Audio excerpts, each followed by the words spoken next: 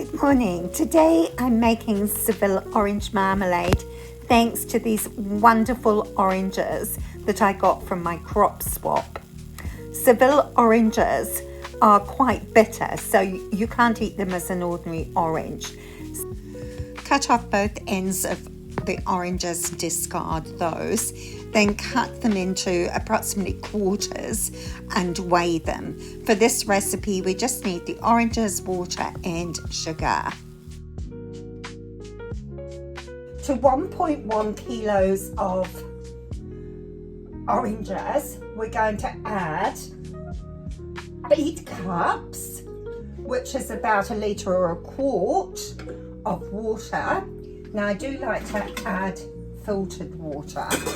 Bring the pot to the boil and then simmer for approximately an hour so that the skins are nice and soft. See how soft that is?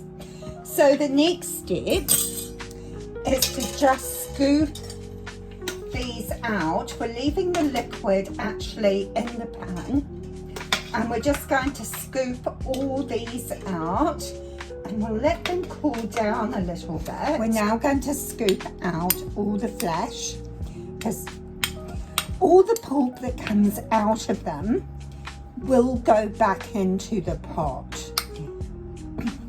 Doesn't matter if they break up a bit. So we want the pith and the pips in at this stage because they're the things that produce the pectin. So we'll just save all that. Now I put the hot liquid back on the hob because we do need to heat it again. So I put it on the hob with the lid on so that can stay hot while I do this job. Now don't be too pedantic about this.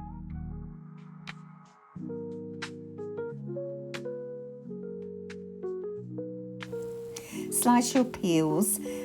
Whether you want a thin or a thick cut marmalade, the choice is yours. Slice them all up and just put them to one side for now. While I'm waiting for that 10 minutes for that to boil, I'm just going to weigh out my sugar.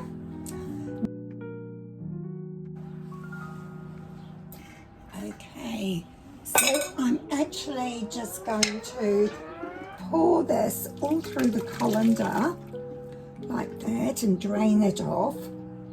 And while I'm letting that drain a bit, I'm going to just rinse out my pot and pop that over there just to drain some more. I don't have two very, very deep pots, so it's easier to just use a couple of things. Now I'm going to just pour it through the sieve again just to make sure I don't have any of those fragments of pith in there. You can see why I needed to strain it through a sieve as well. I'm going to just let that drain a little bit more and return this pan to the hob to heat. Okay, the liquid has drained into the pan and now I'm going to add all the peel. Okay, and bring that back up to a boil. So I want it to be nice and hot before I add the sugar. Now the liquid has come up to a boil, I'll add the sugar and keep stirring it until all the sugar's dissolved. So it really needs to have a really good stir. And then once the sugar's dissolved, then we will increase the heat because we want to boil it roughly. Put the temperature up high because I want to bring it to a rolling boil.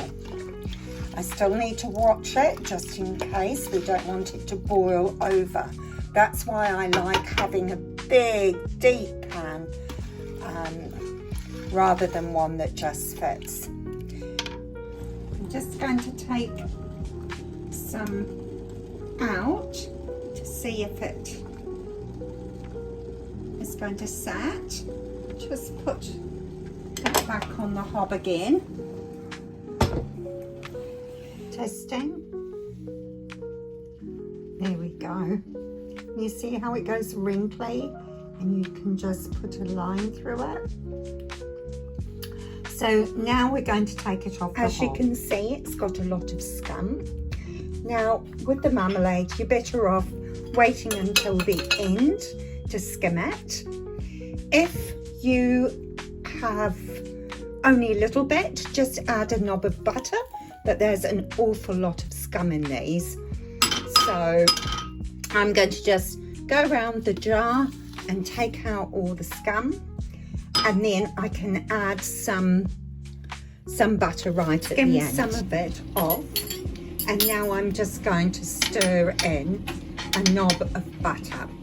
So just about that much butter. So stirring in the butter.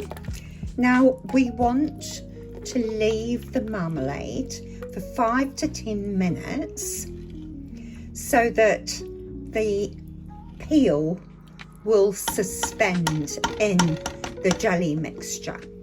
Otherwise it will all float to the top. So we're just going to leave it for 10 minutes. While we're doing that, we can pour the hot boiling water over all our lids and utensils, and they'll be ready to go in 10 minutes. Okay, I left that for 10 minutes. Now it's time to jar up.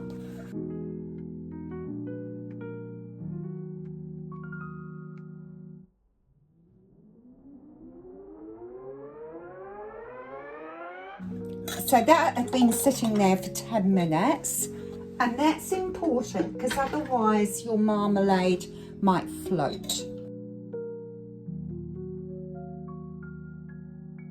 Right, wipe the rims down just to get rid of any sticky residue. So that's really important. So we'll just wipe each rim down.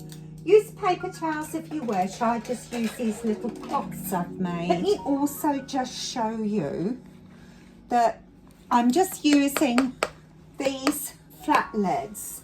I've got, and you can reuse lids.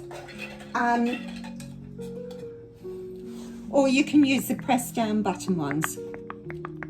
But it doesn't really matter. So the most important thing is that they're sterile. So making sure that you have very clean working surfaces. I've just very carefully moved my marmalade onto a smaller chopping board just because I want the bench space. We'll have a look at it in the morning. It's best not to move it too much because the jelly wants to set first.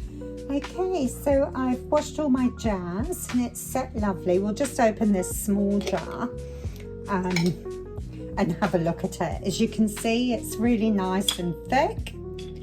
Beautiful colour. Beautiful colour, beautiful texture. And now we're going to taste it. I've just made a little bit of toast for my breakfast. So I'm just going to have a little bit on my toast. Okay, so here we go, the taste test.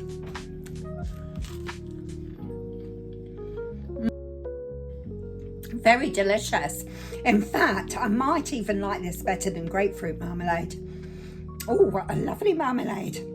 So, if you have Seville Oranges, give it a try. It's absolutely delicious. Okay, I'm going to finish my breakfast. Have a great day. Bye for now.